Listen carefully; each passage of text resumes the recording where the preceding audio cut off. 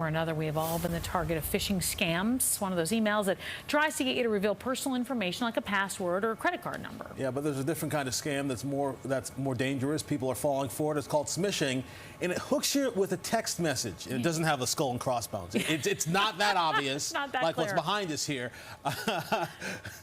Well, joining us now to explain is Paul Oster from a credit repair firm, Better Qualified. Paul, thanks for coming on the show. Well, thanks for having me on. And if it was that obvious, I wouldn't be on the show. There you go. Yeah, that's all we need to see. So what is These smishing? bad actors are so good. So smishing is an SMS phishing. Okay, so instead of emails, instead of a phone call, this is a text message. So let's face it, an email might not get read for days. Text messages, on average, are read within like 10 seconds. So the sense of urgency is there.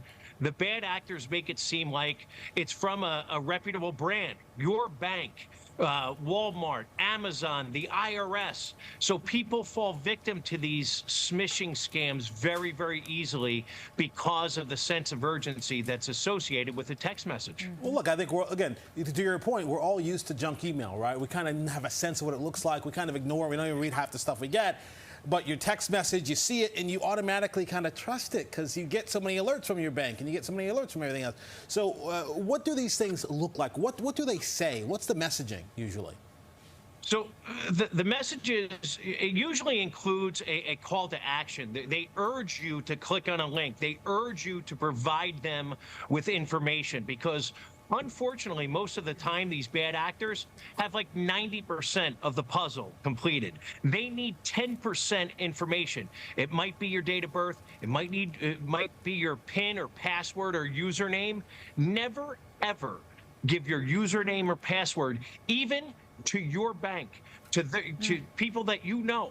Hang up the phone. Don't respond to the text message.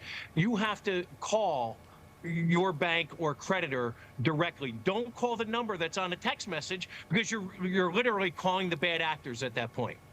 Well, in some cases, smishers work in teams. So how is that? So what happens is, look, this happened to me more than once, but I got a text message from Santander Bank. Are you trying to use your bank, your debit card at a Walmart in Atlanta, Georgia for $394? I said no. As soon as I said no, I'm just texting back and forth with the bad actor. They called me. Oh. Hey, Paul, this is Bob Smith from the fraud department from Santander. We see there's some fraudulent activity. I'm going to verify your name, address, date of birth. Okay, so now I'm like, this is Santander. All right, Paul, listen, we need your username and password so we can lock down your account. Well, there you go.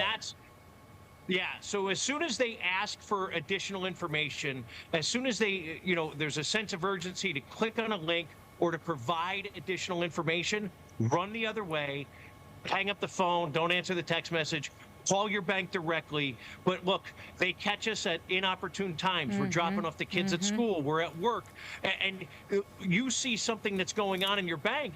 This guy actually said, Paul, if you don't give me the information, you could be liable for these charges. But again, they're playing to your fears. Emotions. They're playing to your emotions, obviously. Yeah, of course. But to your point, the idea that they're asking for a password. Look, your bank is never going to ask you for the password that they already have. I mean, that's not how it works. So, right. But what happens is, so what they did was they said, we're going to send you a one-time passcode. So they had most of my information. Oh my gosh, they were trying to log into my account. So then they contact your bank. The bank contacts you with the actual thing. They get the thing from you, and then they go to the bank. Holy smokes!